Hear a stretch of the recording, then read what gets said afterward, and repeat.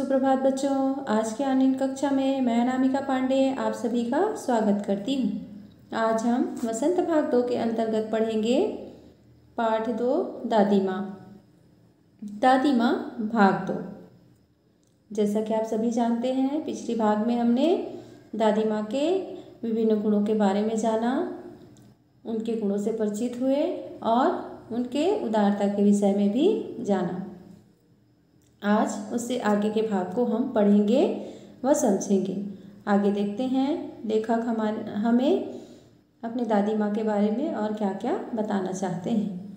आगे लेखक लिखते हैं, किशन के विवाह के दिनों की बात है। विवाह के 4-5 रोज पहले से ही औरतें रात रात भर गीत गाती हैं। विवाह की बात रात को अभिनय भी होता है। यह प्रायः एक ही कथा का हुआ करता है। इसमें विवाह से लेकर पुत्रोत्पत्ति तक के सभी दृश्य दिखाए जाते हैं। सभी पाठ औरतें ही करती हैं। मैं बीमार होने के कारण बारात में न जा सका। लेखक बताते हैं कि ग्रामीण परिवेश में विवाह जैसे जो सांस्कृतिक कार्यक्रम हैं वो किस प्रकार से होते थे। उन दिनों गांव की जो महिलाएं होती थी वो बारात नहीं जाती थी और रात रात भर घर में रहकर वो गाती बजाती और अभिनय भी करती। इस कार्यक्रम में पुरुषों का आना वर्जित था। लेकिन किशन भैया की शादी में लेखक बारात नहीं जा सके और साथ ही उनके जो मामा का लड़के थे, आगे देखेंगे पढ़ेंगे हम। आगे लेखक बताते हैं कि मैं बीमार था जिसके कारण मैं किशन भैया के बारात न जा सका और मेरा भाई राघव दालान में सो रहा था। वो भी बारात जाने के बाद पहुंचा, जिसके कारण उसे घर में ही रुकना पड़ा। औरतों ने उस पर आपत्ति की। लेखक बताते हैं कि वहाँ की जो औरतें हैं वो उन पर आपत्ति करने लगे। यहाँ पर आए कठिन शब्दार्थ दालान है। दालान का अर्थ होता है बरामदा, जहाँ पर राघव भैया सोए हुए हैं। दादी माँ बिगड़ी। लड़के से क्या पर्दा, लड़के और ब्रह्मा का मन एक सा होता है। मुझे भी पास ही का एक चारपाई पर चादर उठाकर दादी माँ ने चुपके से सुला दिया था। बड़ी हंसी आ रही थी। सोचा कहीं जोर से हंस दूं, भेद खुल जाए तो निकाल कर बाहर किया जाऊंगा, पर भाभी की बात पर हंसी रुक न सकी और भंडा फोड़ हो गया। देबू के माँ ने चादर खींच ली। कहो दादी, यह कौन सा बच्चा सोया है? बेचारा रोता है, शायद दूध तो पिला दूं। इस तरह से दादी माँ के ऊपर और लेखक के ऊपर उनकी जो भाभियाँ हैं वो ताना करने लगी और उनका मजाक उड़ाने लगी। हाथापाई शुरू हुई। दादी माँ बिगड़ती हैं। दादी माँ गुस्सा होकर कहने लगी, लड़के से क्या लगती है। इस तरह से रात गुजर जाती है। सुबह रास्ते में देबू के माँ मिली। कल वाला बच्चा भाभी। मैं वहाँ से जोर से भागा और दादी माँ के पास जा खड़ा हुआ। वस्तुतः किसी प्रकार का अपराध हो जाने पर जब हम दादी माँ की छाया में खड़े हो जाते, अभयदान मिल जाता। स्नेह और ममता की मूर्ति दादी माँ की एक एक बात आज कैसी कैसी मालूम होती हैं। परिस्थितियों का वाद्य चक्र जीवन को सूखे पत्ते सा कैसा नचाता है, इसे दादी माँ खूब जानती थी। यहाँ पर आए कठिन शब्दार्थ वाद्य चक्र अर्थात हवा का बवंडर। इस प्रकार लेखक बताते हैं कि जब भी इस प्रकार से कोई गलती होती तो लेखक दादी माँ के पीछे आकर छिप जाते, उनको अभयदान मिल जाता अर्थात उनको माफ़ी मिल जाती। आगे वो बताते हैं कि परिस्थिति कब कहाँ क्या हो जाता है कुछ कहा नहीं जा सकता, लेकिन दादी माँ इन सब के बारे में, इन परिस्थितियों के बारे में परिचित थी। आगे वो लेखक पर लिखते हैं कि दादा की मृत्यु के बाद से ही वह बहुत उदास रहती। ये जो लेखक की दादी माँ हैं वो दादाजी के चले जाने से निराश रहती, उदास रहती। संसार उन्हें धोखे की टट्टी मालूम होता। दादा ने उन्हें स्वयं जो धोखा दिया, वे सदा उन्हें आगे भेजकर अपने पीछे जाने की झूठी बात कहा करते थे। दादा की मृत्यु के बाद कुकुर मुत्ते की तरह बढ़ने वाले, मुंह में राम बगल में छुरी वाले दोस्तों की शुभचिंता ने स्थिति और भी डावाडोल कर दी। यहाँ पर आए कठिन शब्दार्थ को पहले जान लेते हैं। टट्टी अर्थात लकड़ी व घास से बना हुआ पर्दा। यहाँ पे लेखक बताते हैं कि दादाजी की मृत्यु के बाद दादी जो है वो उदास रहती, निराश रहती, क्योंकि दादाजी हमेशा उनसे कहा करते कि तुम पहले जाना, तुम्हारे पीछे पीछे मैं आऊँगा। किंतु स्थिति आज ऐसी हो गई कि दादाजी पहले चले गए, दादी माँ से पहले चले गए।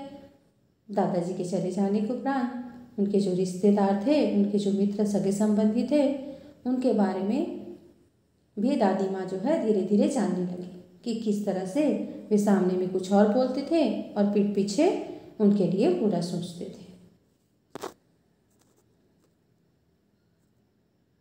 दादा के श्राद्ध में दादी माँ के मना करने पर भी पिताजी ने जो अतुल संपत्ति व्यय की वह घर की तो थी नहीं। दादी माँ अक्सर उदास रहा करती। माघ के महीने थे, कड़ाके का जाड़ा पड़ रहा था। पछुआ का सन्नाटा और पाले की शीत हड्डियों में घुसी पड़ती। शाम को मैंने देखा दादी माँ गीली धोती पहने कोने वाले घर में एक संदूक पर दिया जलाए हाथ जोड़कर बैठी है। लेखक क्या देखते हैं कि दादाजी की मृत्यु के बाद लेखक यहाँ पे बताना चाहते हैं कि दादाजी की मृत्यु में के बाद जो श्राद्ध में जो क्रियाकर्म में पैसे लगते हैं उसके लिए इनके जो पिताजी हैं वो बहुत ज़्यादा कर्ज ले चुके हैं। उनके पास घर में संपत्ति नहीं थी। दादी माँ बार बार मना करती थी कि अत्यधिक खर्च ना करें, लेकिन वो नहीं मानते थे। दादी माँ अक्सर उदास रहा करती। माघ के महीने थे, अर्थात जनवरी फरवरी का महीना था। कड़ाके की ठंडी पड़ रही थी। देखा कि शाम के समय दादी माँ गीली धोती पहने हुई है और एक कोने वाले कमरे में जा कर के संदूक के ऊपर दिया जलाकर हाथ जोड़कर बैठ गई है। उनके आंखों से अश्रु बह रहे थे। हाथ जोड़कर बैठे देखे लेखक तो वहाँ वो भी जा कर के चुपचाप लेखक भी बैठ जाते हैं। आगे देखते हैं। मैं बहुत देर तक मन मारे उनके पास बैठा रहा। इस तरह से लेखक बताते हैं। आगे वो कहते हैं, उन्होंने आंखें खोली, अर्थात दादी माँ ने जब आंखें खोली, लेखक ने उन्हें धीरे से कहा, दादी माँ। उन्होंने धीरे से कहा, क्या है रे, तू यहाँ क्यों बैठा है? दादी माँ, एक बात पूछूं, बताओ कि ना। मैंने उनकी स्नेहपूर्ण आँखों की ओर देखा। क्या है, पूछ। तुम रोती थी? दादी माँ मुस्कराई, पागल, तूने अभी खाना भी नहीं खाया ना? चल चल धोती तो बदल लो दादी माँ, मैंने कहा। मुझे सर्दी गर्मी नहीं लगती बेटा। इस तरह से दादी माँ को रोते हुए देखकर लेखक जो है वहाँ चुपचाप बैठ गए। जब तक कि दादी माँ का आँख बंद था तब तक वो भी चुपचाप वहाँ बैठे रहे। दादी माँ ने जब आंखें खोली, लेखक ने कहा, दादी माँ। दादी ने कहा, क्या है रे, क्यों बैठा है यहाँ? दादी माँ रोते हुए दादी माँ को देखकर लेखक ने दादी माँ से पूछा कि माँ, दादी माँ, आप रो रहे थे ना? दादी माँ ने इस बात को टाल दिया और कहा कि तुमने खाना नहीं खाया ना, चलो खाना देती हूँ। यहाँ पे लेखक बता रहे हैं कि दादी माँ उस बात को टाल गई और उन्हें कारण नहीं बताती। आगे वे लिखते हैं, वे मुझे खींचती हुई रसोई में ले गई। सुबह मैंने देखा चारपाई पर बैठे पिताजी और किशन भैया मन मारे कुछ सोच रहे हैं। दूसरा चारा ही क्या है। बाबू बोले, रुपया कोई देता नहीं। कितने के तो अभी पिछले ही बाकी है। वे रोने से हो गए। रोता क्यों है रे? दादी माँ ने उनका माथा सहलाते हुए कहा, मैं तो अभी हूँ ही। उन्होंने संदूक खोलकर एक चमकती सी चीज निकाली। तेरे दादा ने यह कंगन मुझे इसी दिन के लिए पहनाया था। इस तरह से यहाँ पे लेखक बताते हैं कि पिताजी और किशन भैया कर्ज से डूब चुके हैं और इस कर्ज से मुक्ति पाने का कोई रास्ता नज़र नहीं आ रहा है और इस तरह से वे दुखी हो गए हैं। दादी माँ ने पिताजी को ढांढस बंधाया और कहा कि रो मत, मैं तो अभी हूँ ही। और जा कर के अंदर जाकर संदूक से चमकती हुई एक सोने की कंगन निकाल कर वो लाती है और उनका जो गला है वो भर जाता है। उनका गला भर आया। मैंने इसे पहना नहीं, इसे सहेज कर रखती आई हूँ। यह उनके वंश की निशानी है। उन्होंने आंसू पोंछकर कहा। पुराने लोग आगा पीछा सब सोच लेते थे बेटा सचमुच मुझे दादी माँ साफ वृष्ण देवी सी लगी। धुंधली छाया विलीन हो गई। मैंने देखा दिन काफ़ी चढ़ आया है।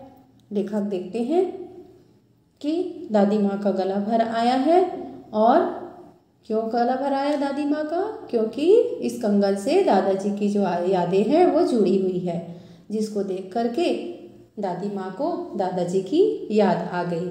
इस तरह से वो आगे कहती है, पुराने व्यक्ति जो थे वे परिस्थितियों के उतार चढ़ाव को जानते थे और हमेशा विषम परिस्थितियों के लिए कुछ न कुछ सहेज कर रखते थे। आगे लेखक बताते हैं कि इस तरह से दादी माँ की छाया जो है वो लेखक की आंखों से विलीन होते गई। लेखक ने देखा कि समय काफ़ी हो गया है और उनके हाथों में अभी भी किशन भैया के जो है पत्र हैं। पास के लंबे खजूर के पेड़ से उड़कर एक कौवा अपनी घिनौनी काली पाँखें फैलाकर मेरी खिड़की पर बैठ गया। लेखक आगे लिखते हैं कि टाइम काफ़ी हो चुका था और वो देखते हैं कि पास के लंबे खजूर के पेड़ से एक कौवा अपनी घिनौनी काली पाँखें फैला करके खिड़की पर आकर बैठ गया है। हाथ में अभी किशन भैया का पत्र काँप रहा है। काली चींटियों सी कतारें धूमिल हो रही है। लेखक बताते हैं कि उनके हाथ में अभी किशन भैया का पत्र आया हुआ था, जिसमें यह समाचार प्राप्त हुआ था कि दादी माँ अब नहीं रही, जिस बात का लेखक को भरोसा भी नहीं हो रहा था। इस समाचार को पढ़कर लेखक की आंखों में आंसू भर आए थे। लेखक कहते हैं कि उनको अपने आंखों पर विश्वास नहीं हो रहा था, जिसके कारण वो बार बार सोच रहे थे और उनके आंखों में आंसू भर आए थे लेखक के दादी माँ के मृत्यु के समाचार सुनकर, जिसके कारण ये पत्र में लिखे हुए जो अक्षर है वो अस्पष्ट धुंधला सा दिखाई दे रहा था। और मन ही मन बार बार सोच रहे थे कि उनका मन अपने आप से बार बार अपने से ही पूछ बैठता है, क्या दादी माँ सचमुच में नहीं रही? इस तरह से लेखक अपने आप से ही प्रश्न करते हैं और दादी माँ के चले जाने का लेखक को बहुत दुख होता है। इस तरह से इस अंतिम अनुच्छेद को प्रथम अनुच्छेद से जोड़ते हैं। इस कहानी को पढ़कर हम सभी को अपनी अपनी दादी माँ याद आ गई होंगी। तो इस तरह से आज ये कहानी दादी माँ यही समाप्त होता है। दादी माँ लिखी गई कहानी लेखक ने अपने दादी के ऊपर लिखा है और यह कहानी आज समाप्त होती है। उम्मीद है यह कहानी आप सभी को समझ में आ गए होंगे। तो आज की वीडियो को हम यही समाप्त करते हैं। धन्यवाद।